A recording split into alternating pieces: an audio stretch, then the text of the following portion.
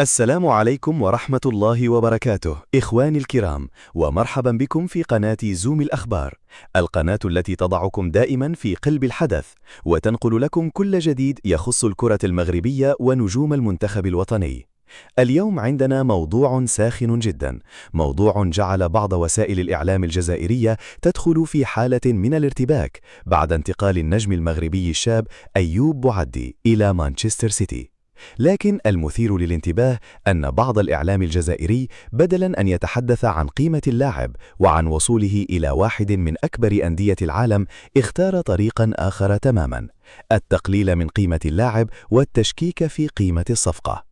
نعم إخواني، بمجرد انتشار الأخبار حول صفقة أيوب بوعدي بدأت بعض المنابر الجزائرية تتحدث بطريقة ساخرة، وكأن انتقال لاعب مغربي إلى مانشستر سيتي أصبح أمرا يجب التقليل منه بأي طريقة. بل وصل الأمر إلى الحديث عن أن أيوب بوعدي ليس أفضل من رياض محرز، وكأننا أمام مباراة بين بوعدي ومحرز، وكأن اللاعب المغربي انتقل إلى مانشستر سيتي لكي ينافس محرز على تاريخه.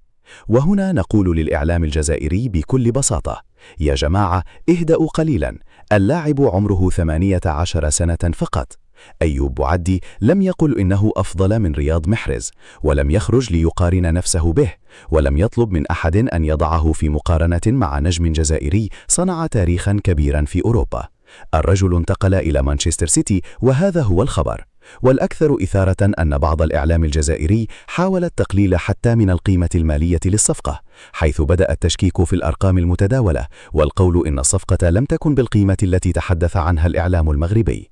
وهنا يجب توضيح نقطة مهمة جدا: الأرقام التي يتم تداولها حول صفقة أيوب بوعدي ليست كلها بالضرورة مبلغا ثابتا سيدفعه مانشستر سيتي مباشرة، لأن الصفقات الكبرى غالبا ما تتضمن مبالغ أساسية وحوافز وإضافات مرتبطة بالمباريات والإنجازات.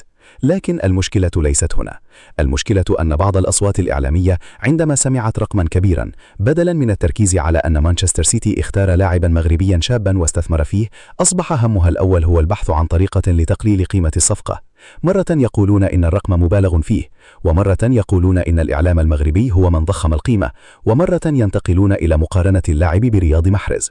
وهنا السؤال: لماذا كل هذا الاهتمام بتقليل قيمة لاعب مغربي؟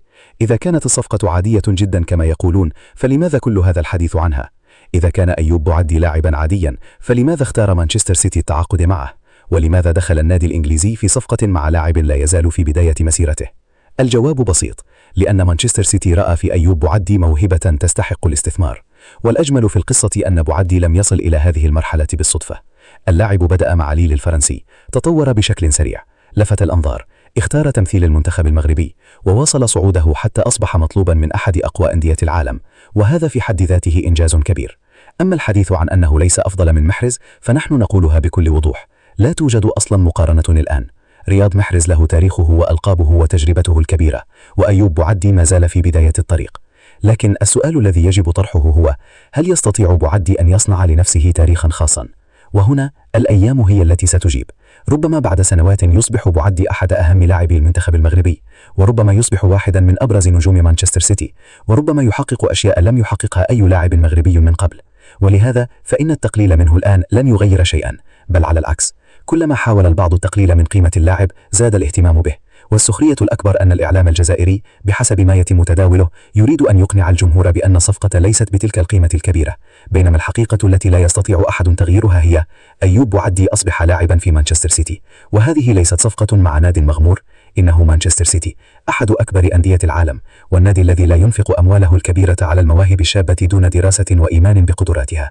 لذلك يا جماعة، يمكنكم التشكيك في الرقم، ويمكنكم مناقشة قيمة الصفقة، ويمكنكم حتى انتقاد اللاعب، لكن هناك شيئا واحدا لا يمكن إنكاره: الموهبة المغربية وصلت إلى مانشستر سيتي.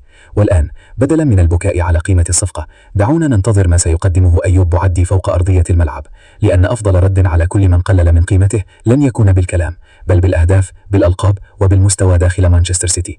وهنا نقول لبعض الإعلام الجزائري بسخرية: إذا كانت الصفقة لا تساوي كل هذا المبلغ كما تقولون، فلماذا أنتم أول من يتحدث عنها منذ إعلان انتقال اللاعب؟ اللاعب المغربي انتقل والصفقة تمت، والقصة الآن بدأت. أما قيمة أيوب بوعدي الحقيقية فلن تحددها العناوين ولا البرامج ولا صفحات التواصل الاجتماعي، الملعب هو الذي سيحددها. وفي النهاية لا تنسوا دعم قناة زوم الأخبار بالاشتراك وتفعيل الجرس والإعجاب بالفيديو، لأن القادم مع أيوب بوعدي قد يكون أكبر بكثير.